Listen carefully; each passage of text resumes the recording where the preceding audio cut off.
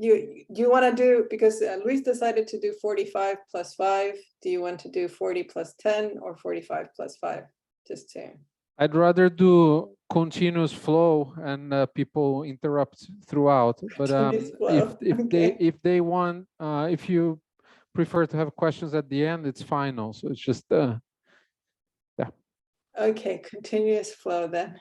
Okay. All right, yeah, please. Well, maybe before I start, yesterday was mostly setting up and motivating, but maybe are there any questions? Or essentially yesterday I just described all we really know from the data. If this is the surface that sets up the hot Big Bang, that sets up this bumpy initial surface for the evolution of the universe, we look at the gravitational potential. All we really know is that it has a 2-point function that comes from this spontaneous pair production type of diagram, but you can accommodate it. So if you wish, the effective Lagrangian of this theory is the Lagrangian of okay, you have the de Sitter metric, so you need to be in curved space.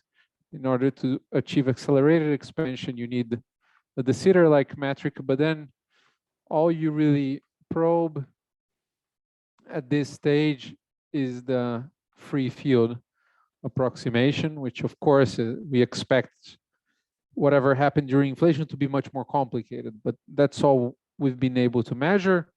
From this, we just measure the overall size of the 2-point function, and from this we measure the mass of the scalar field. Are there any questions about what I said yesterday about cosmology, primordial cosmology in general, or about the setup? The computation is slightly different from what you're used in ADS, or even what you're used to in flat space, before I move on?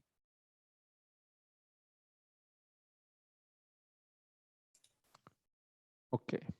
So today I want to tell you about going beyond the 2-point function. So there is a ton of interest in understanding this. Well, first of all, from a theoretical perspective, because if this is the theory that describes the beginning of the universe, maybe if we understand it better, we can try to push things back in time and understand what happened at the beginning of inflation, go a bit further towards the Big Bang. Second, because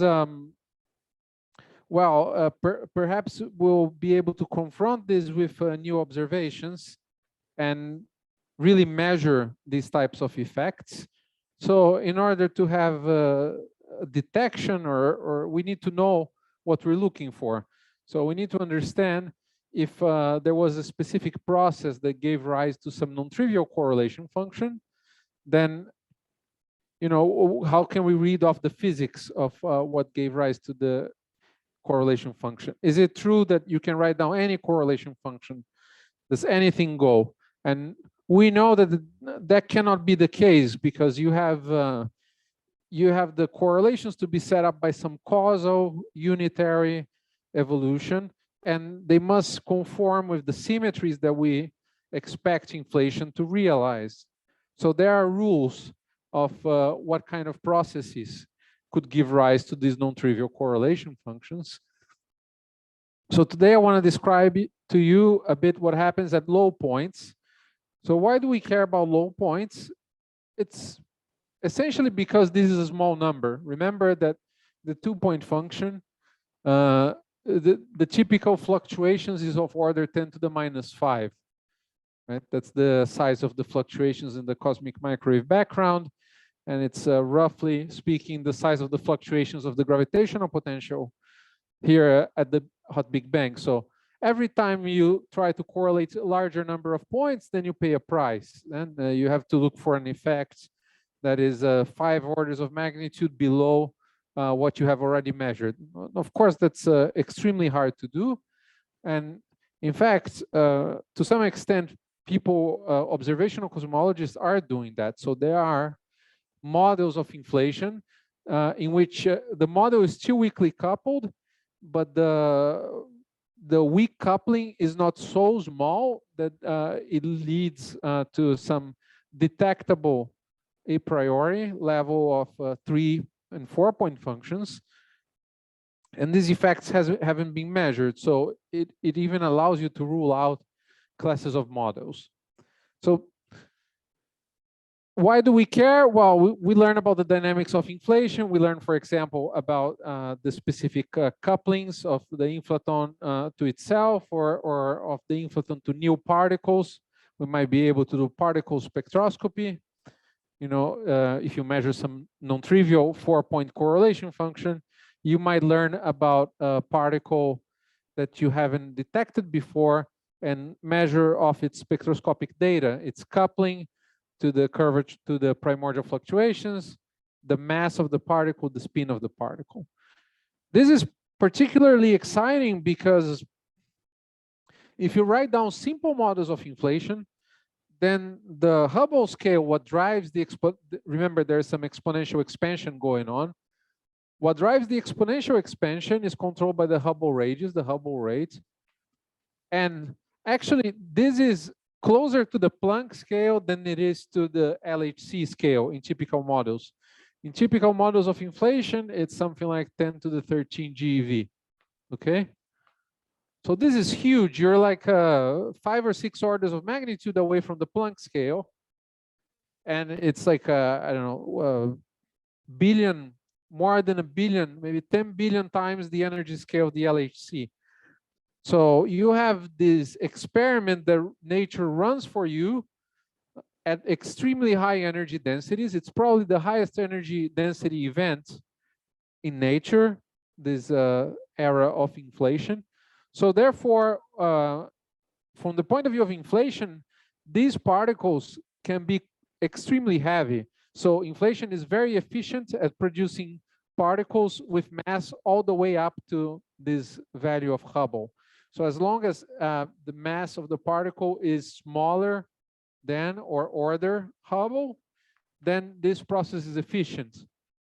So you see, you have the opportunity in nature to measure particles that are billions of times heavier than the particles that you'll be able to produce at a particle collider. So that's a huge opportunity. Right? So if we're going to hunt for these things, we better understand how they should appear in the data. Okay? So that's the idea. If you go about this from Lagrangian perspective, so, you know, idea, write down a Lagrangian. Let's write down a new Lagrangian in which I have the Lagrangian. Sorry, nobody called me out on this. The action here. Let's say I write down a new action, which is the action of the free field phi plus maybe the action of a new particle. Let's call the particle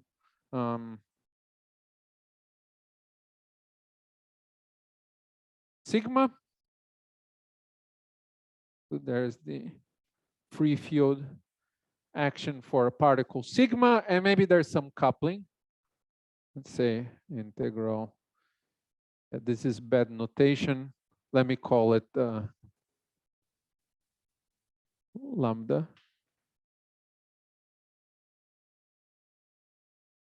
Lambda d phi squared sigma. Okay, so that would be one idea. You could write down all sorts of other couplings. You could sprinkle a higher number of derivatives and so on. But the point is that at weak coupling, then that's really the only freedom you have. At 3 level, the only possibility that you have at 4 points is to exchange a new state. And then all you have at your disposal is the coupling constant and the spectroscopic data of the exchange state. Notice that I jumped, I'm talking about a 4-point function, I jumped over the 3-point function. So why did I jump over it? It's because I'm gonna use an assumption. So the assumption is that I have a full de Sitter isometries. As you know from conformal field theory, this is a very strong assumption because in a scale invariant theory, there are infinitely many three-point functions in terms of structures. There are infinitely many three-point functions that are consistent with scaling symmetry. But now if you include special conformal transformations, it collapses, for example, for scalars to a unique structure. And even for spinning particles, it collapses to a finite number of structures. So if I assume full de Sitter isometries, then it doesn't really matter what sort of coupling constant or coupling vertex I write here on the left and on the right. There is essentially a unique exchange diagram in terms of this data of the extra particle, and there's also a unique three-point function. So you can just classify, there's only one shape. Your only ability as a model builder is to crank up or down this signal here, okay? So what I mean is that you could have written at the level of the Lagrangian, you could have written phi cubed, you could have written, I don't know, d phi. Many things you could have written, but you can integrate by parts and so on. You can always reduce them back to phi cubed. Proving these things at the level of the Lagrangian is typically very complicated. But because you're looking at the late time correlator, then you can show that everything just reduces back to the simplest possible vertex. Okay? It's the precise analog of the statement that scattering amplitudes have much simpler structure than off-shell Green's functions. If I study, for example, an off-shell Green's function of scalar field at 3 points, there are many structures I can write down. But then when I go on shell and set the momenta squares of the particles to be equal to their masses, then you can show that all Lorentz invariants become constants. So actually, there's a unique three-point scattering amplitude. It's a constant, which is what you would get, for example, from phi cube theory. So this is the analog statement here. Okay? So that's where I'm going. So I'm going to assume full de Sitter isometries, and what that buys for me is some level of model independence. Because now I don't need to write down specific Lagranges or think of specific models, at least when it comes to computing these simple observables. So unique three-point function and up to lambda m and j at weak coupling. What I mean by that is tree-level, also unique four-point function. Okay. So that's so just the assumption of symmetries already bought us something, and the fact that we're only interested in low point correlation functions. So how do you go about computing them?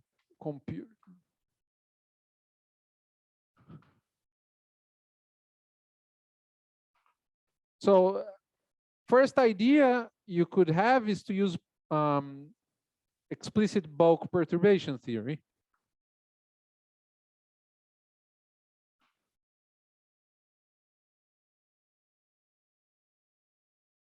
And that's historically how this subject evolved for the first, let's say, from 2002 all the way to, I'm hoping that we managed to trigger some phase transition. So let me write history here and say that until 2018, that's how we did it, through bulk perturbation theory.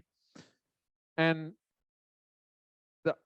as with any history book, this is not exactly true. There were results before then that already showed the power of these general considerations, but just to put some number, okay? So how would you go? So to 2002, the first computation of this type of non-Gaussianities was done in a paper of Maldacena.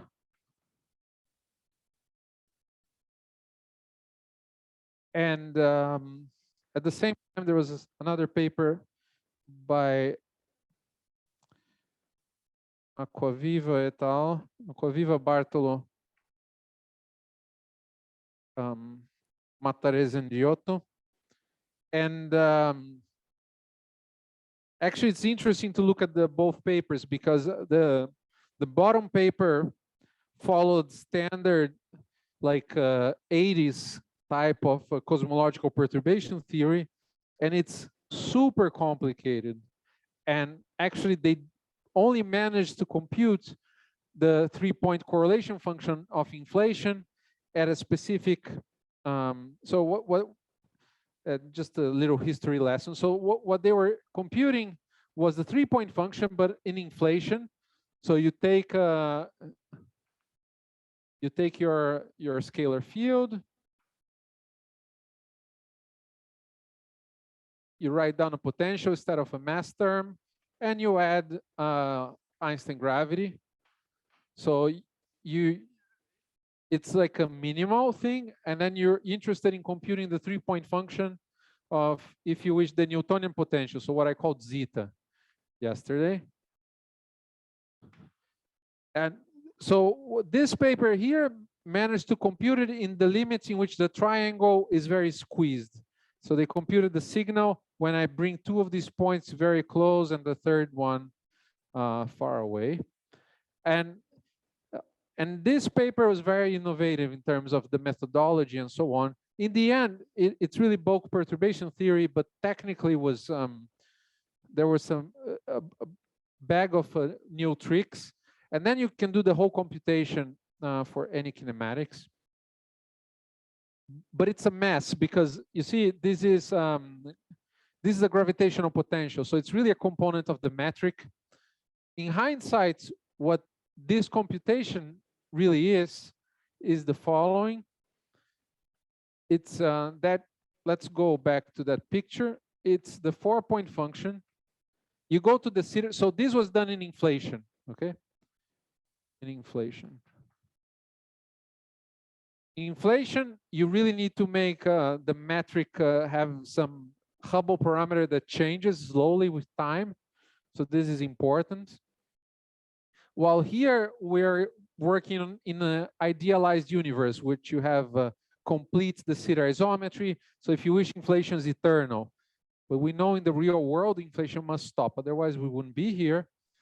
So you need to wire that in the computation. So it makes it very complicated. So let me tell you the modern understanding of what happened. So you go to this 4-point function here, and you stick in a new state. Well, what could you stick in given the field content of the theory, right? You have the original scalar, phi. The curvature perturbation is really a function of phi, some complicated function of phi, but it's more or less the same field. So what else could you have put in here? Well, the graviton, okay? So you stick in a particle of mass 0 and spin 2, the graviton. So m equals 0, j equals 2. We know that, by the way, the result is that it's very small because it's Planck suppressed, right?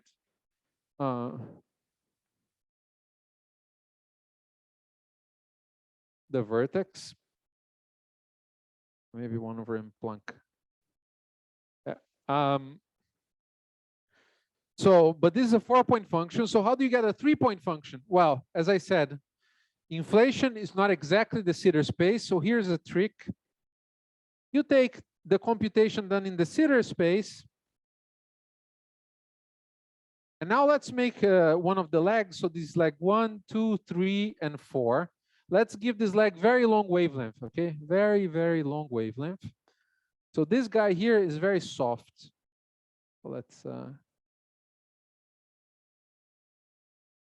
so how does life look like for the 3 other particles? So these 3 other particles, they thought they lived in the Sitter space, but they live in the Sitter space plus some background wave that has very, very long wavelength, and it's redshifting away very slowly. So in the end, what's this extra particle doing for you? It's just creating an inflationary looking like background, okay? So if you take, in other words, if you take the soft limits of the 4-point function in the Sitter space, you will get on the nose the computation done in inflation. So, well, I don't know if anyone will raise a red flag here. Maybe you should. Well, this is a particle of spin 2. So how do you conserve angular momentum? So this is why this interaction is really local. So the only thing that you really exchange in the end when you play this game is you exchange the instantaneous Coulomb-like Newtonian potential between these particles. Okay, so at the end of the day, you get a shape, some interesting correlation, but physically, what is it that you computed? You created these 3 particles out of the vacuum, and as they propagate through inflation, they feel the Newtonian attraction from each other, and that distorts a bit the correlation that would have been 0 in a Gaussian theory. So that's literally what you're computing. You're computing the Newtonian attraction between 3 primordial fluctuations. And so, of course, as you can imagine, this is a tiny, tiny, tiny effect because gravity is weak and these particles are being stretched away.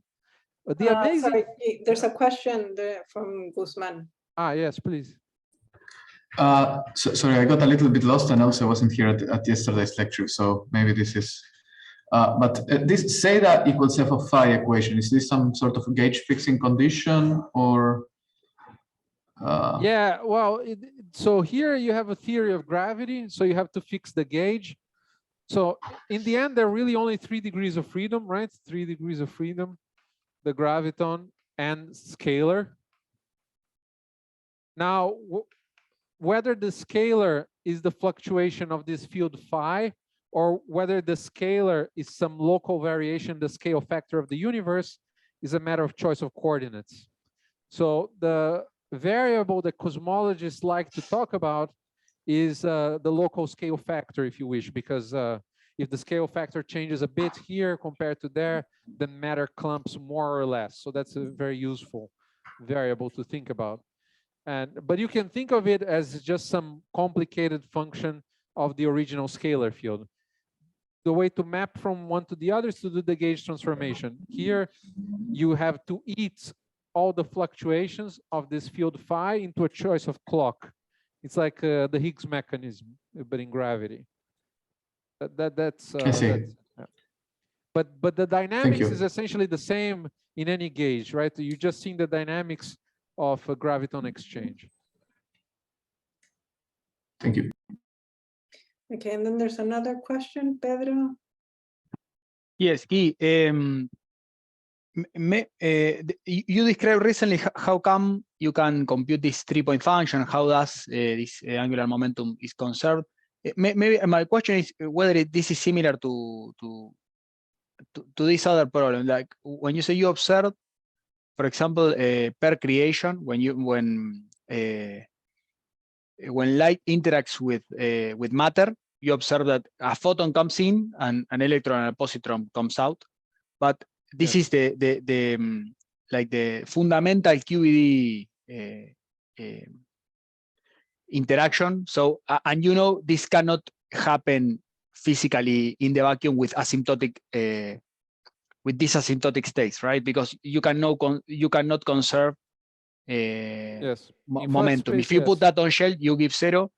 So it must be, if you try to decompose this, like you can draw it in a blackboard, but if you try to decompose this phenomena that you know that happens in terms of Feynman diagrams or something like that, it is not a simple like 3-point function diagram because it does not conserve, and you must like include some other interactions of the matter with the of the particles with the matter. Is this a similar phenomena that you're describing here? If you try to write in curved space, you can have a 3-point function. So in flat space, what you said is absolutely right. So if I can't have 1 to 2 scattering, right? 1 to 3 or 0 to 3 scattering, 0 to 1 to 3. I have to complexify the momenta to talk about a 3-particle scattering amplitude. But yeah, in cosmology you can. So okay, yes, because I think it's because maybe because energy is not conserved, or yeah, I don't have a very deep understanding of why. But if you compute the 3-point expectation value at late times of fields in the Sitter space, many times it actually vanishes, but also many times it's non-zero. Great. So, thank you very much.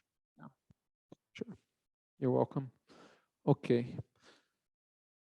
So yeah, this is just to highlight this is a heroic computation that really computed this 4-point diagram in a particular limit. So if you read the paper, you will not see this diagram anywhere. This is the, if you wish, modern understanding a posteriori of what was done. Actually, the full computation of a hard scalar here was done around, so this is 02, and then around 6 years later, 08, in a series of papers by a bunch of people, this was done, and it's super complicated, okay? So you see that this method starts to run on fumes very fast. And here, life is relatively simple because all the particles are massless. So if I take one thing I didn't say, if I take a scalar field of mass equals 2h squared, it's the conformally coupled scalar. So modulo some redshift factor, if I can talk about, let me be a bit technical here. So if I write the de Sitter metric ds squared in flat slicing,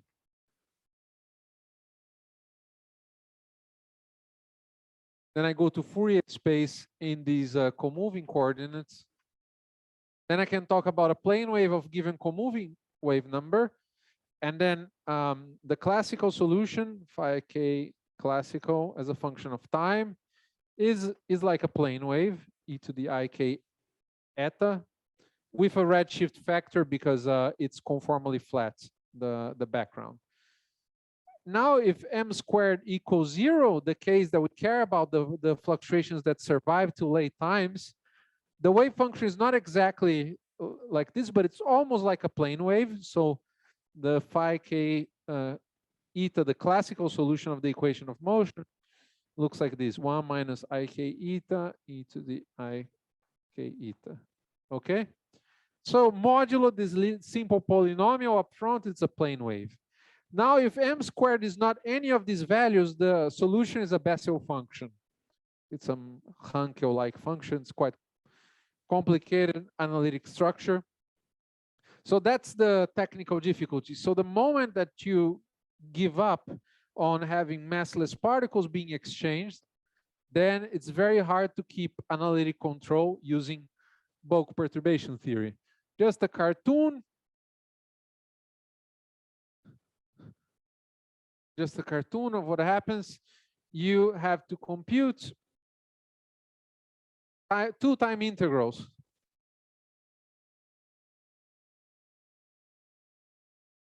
Because it's sort of difficult. To boost to the center of mass frame, if you wish. So if you have these 2 time insertions, eta 1, eta 2, say you're interested even in scalar exchange, okay? So let's talk about j equals 0.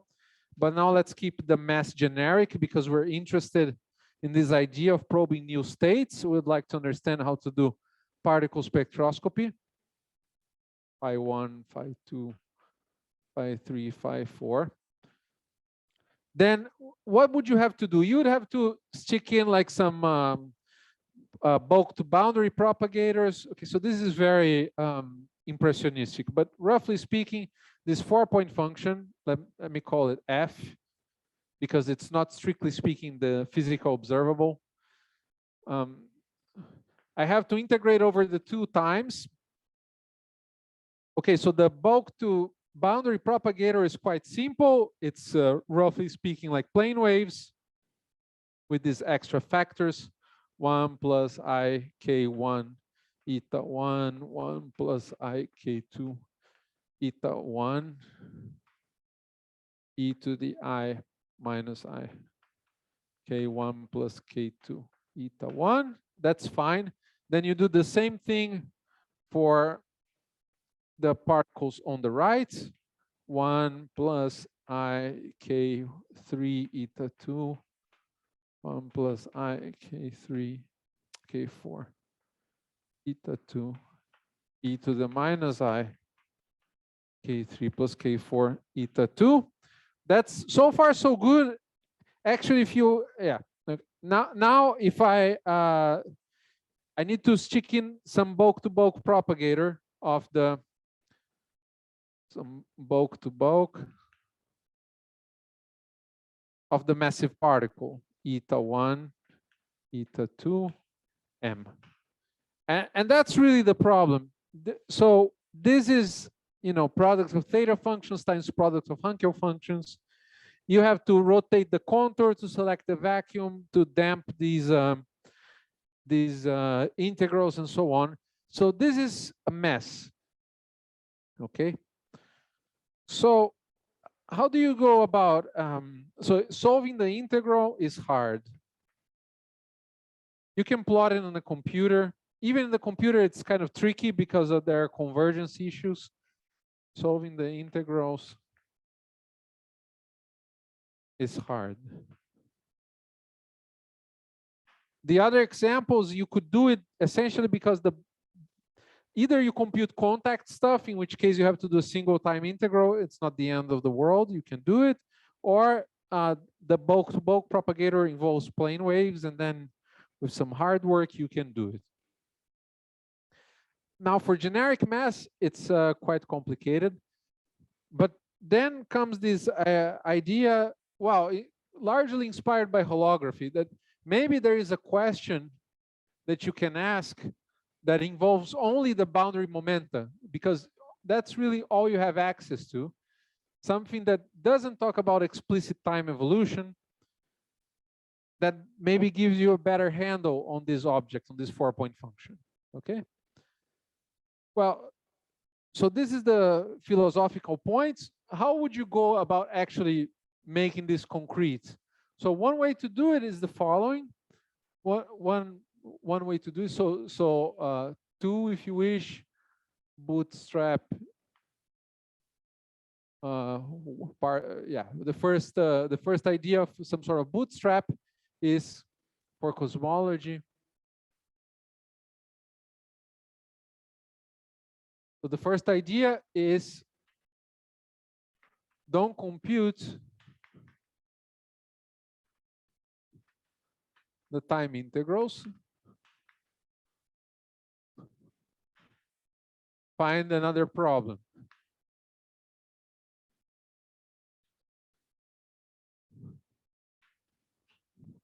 Well, I could motivate in many ways what the other problem is.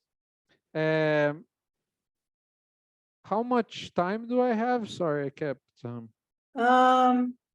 Basically, it's been like 30 minutes right now. I have a 20, give or take.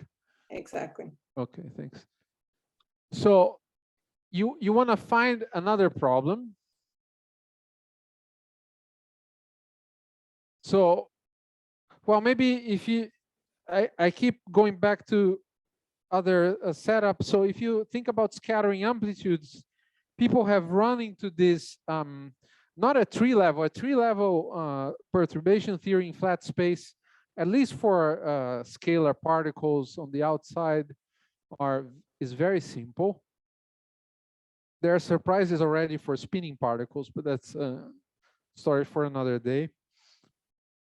But then if you go beyond the three-level approximation, if you study like loop integrals, it's already complicated to compute loop integrals in general in flat space. So there people found a satisfactory solution to this type of problem. It wasn't motivated by holography or anything like that. They wanted to compute integrals. And so how did they go about it? So find a differential equation. Okay, so the idea in practice,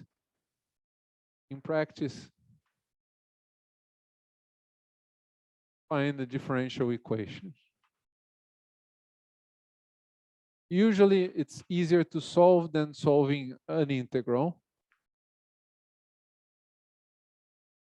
So how would you go about finding a differential equation?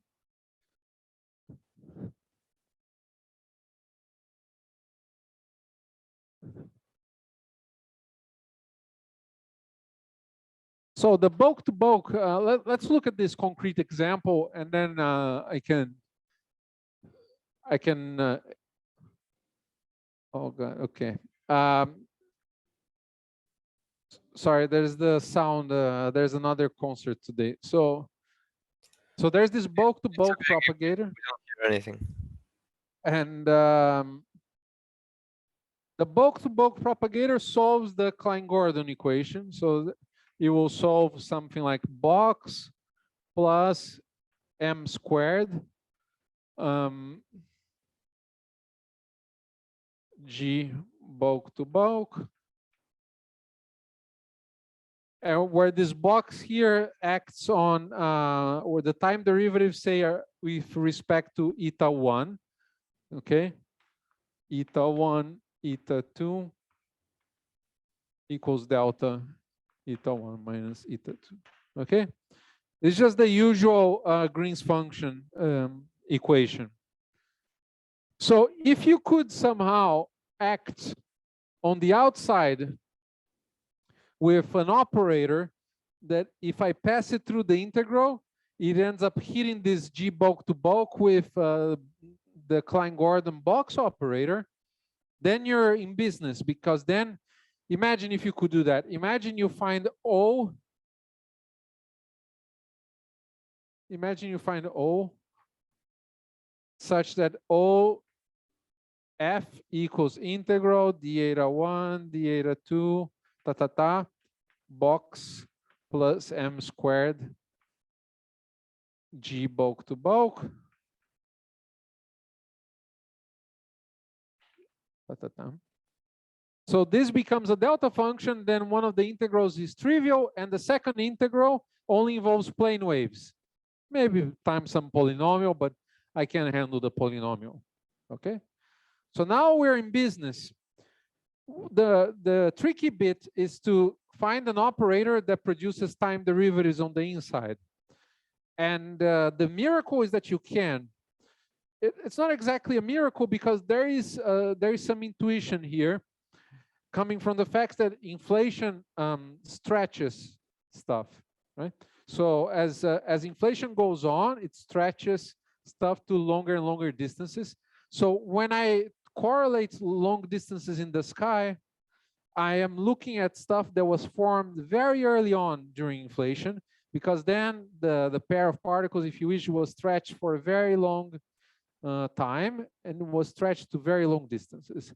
If I try to correlate short distances in the sky, I'm looking at stuff that happened towards the end of inflation, because it was produced right before the end of inflation. It was stretched much less. So there's this nice interplay between separation in the sky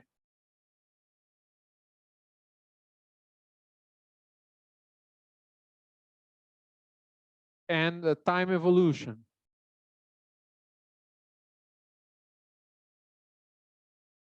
It has to do with scaling variance also. That when you shift the time variable, you can compensate that by looking at different separations. So with that in mind, then it's not so surprising that this operator exists. So let me be very concrete and show how it works, and then we'll draw some lessons from this.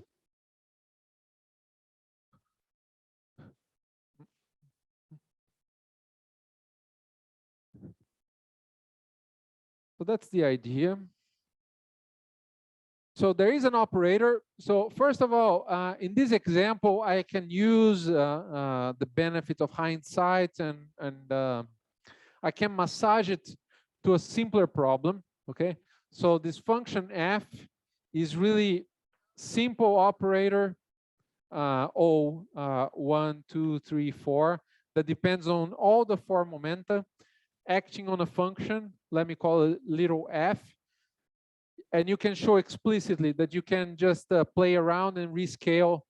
So if you look here, if I could somehow get rid of these factors up front,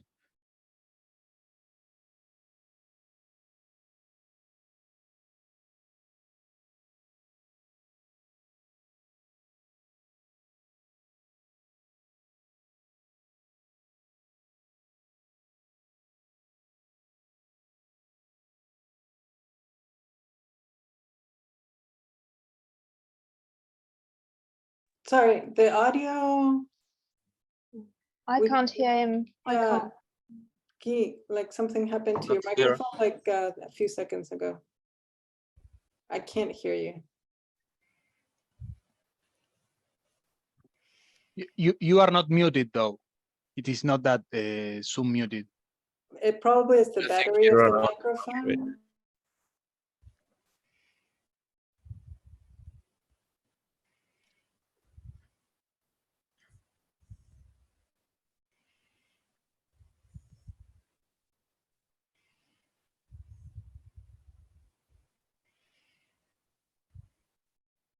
Still not working. Do you have an extra battery maybe?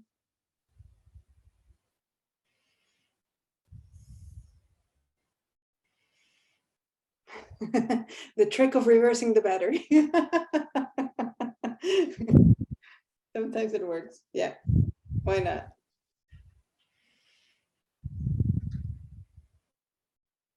and now, Oh, yes, Yeah. now Yeah, we you can you. hear now. Yes. how long it's gonna work, but We need like, if it's 5 more minutes, I think it's okay. But, yeah, let's try to run with it. yeah. Okay, so let me be Oh, wait, Hmm. it faded. Can you keep talking just to? Oh, now it faded again. No, it's gone again. Yeah, it didn't work. Did not last the trick. Okay, yeah. Well, we'll take a short break. Yeah, don't worry. We'll take a few minutes break, and then our official break will be. okay. Yes. Sorry about that. What a mess. Okay.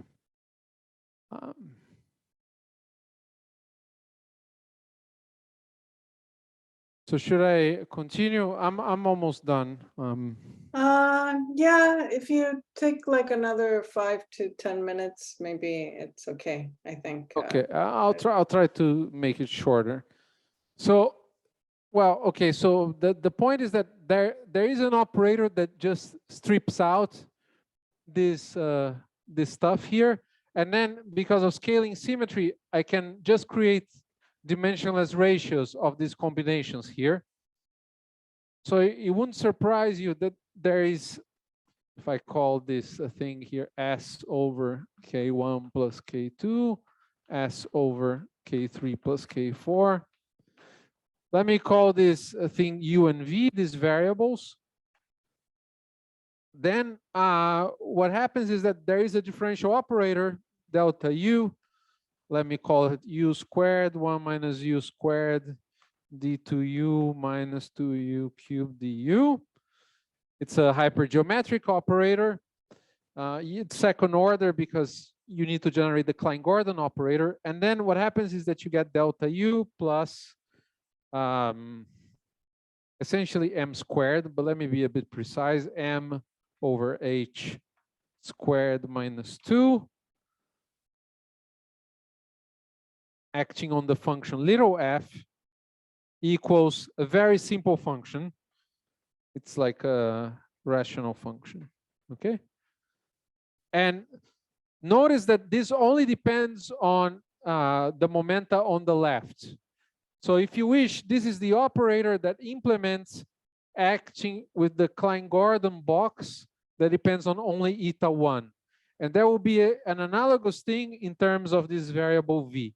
If you wish, there's essentially the same equation, delta v plus m over h squared minus 2 f equals uv over u plus v.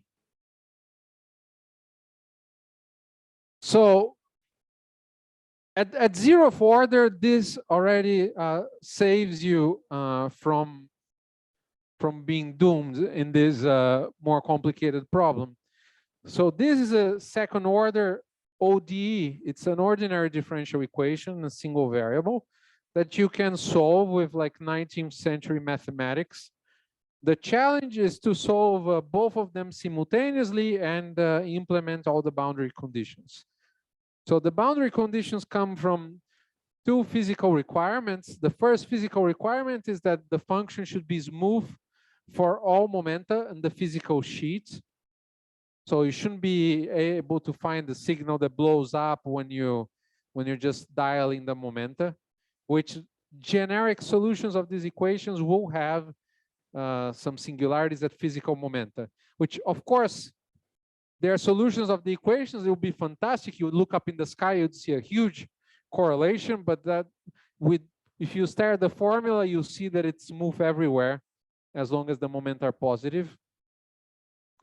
And the other boundary condition, as I said, is a second order operator. One boundary condition is just smoothness everywhere, regularity everywhere. The second boundary condition is kind of interesting. There is a limit of the 4-point function. Remember that I said that if I dial distances in the sky, I'm making the process be generated at later or earlier times. There is a limit in which I pull these times infinitely far apart. If you wish, I keep this time fixed and I send this time to minus infinity, okay? So what do you expect will happen there? Well, the 4-point function should factorize, right? Because the interactions are so far apart from each other that you should be able to just compute a 3-point function, incorporates the free propagation of the field sigma, and then another 3-point function. It's like what happens in a flat space scattering amplitude when you sit on the particle threshold pole. The residue at the pole is a product of lower point scattering amplitudes. So with that, then you can solve it. So this is a very simple example of this bootstrap philosophy. You trade the time integrals by a problem that only depends on boundary momenta. Okay, so there's no time here. The time evolution is emergent from the consistent solution of this pair of differential equations. So I derived it for you from just staring at the explicit bulk integral. But then, yeah, if you look in our papers and papers on these subjects, you see that there are many ways of approaching this from the point of view of the singularities of this differential equation, what it tells us physically. It's like a toy example of the emergence of time in these cosmological correlators, because remember, this is a static distribution. The only thing you're dialing are distances in the sky. And yet, it's a 4-point distribution that is consistent with time evolution during inflation. And the reason you can do it, at least in this setup, is this interplay between separations in the sky and earlier versus later, the amount of stretching of space-time, okay? So that's it. Actually, with this problem here, you solve all problems in the Sitter space, which is the beauty of the Sitter symmetry, okay? So if I solve this example with scalar exchange, then I don't need to worry about spinning exchange, because I can generate spinning exchange solution just by exploiting the isometries of the problem. So the Sitter symmetry allows me to get the spinning solution essentially for free. I don't need to go back to the drawing board and redo the calculation for spinning particles. So that's another reason why the symmetry assumption is very powerful here. So I think I will stop, and then tomorrow I will, this differential equation looks like a bit of an accident, because, well, the fact that you can commute the box through from the outside by generating time derivatives from acting with spatial derivatives seems to be very tied to the scaling symmetry of the de Sitter metric, which is a very reasonable expectation. And I'll show you that there's more going on under the hood. I don't quite understand what the more actually is, but I'll describe to you a toy model in which you can relax some symmetry assumptions, and then the differential equation business still carries through. So, yeah. Okay, We'll get a bit more technical tomorrow, but I hope I find it very exciting, so I hope I'll convey some of that to you. So thanks, Guy. Maybe let's just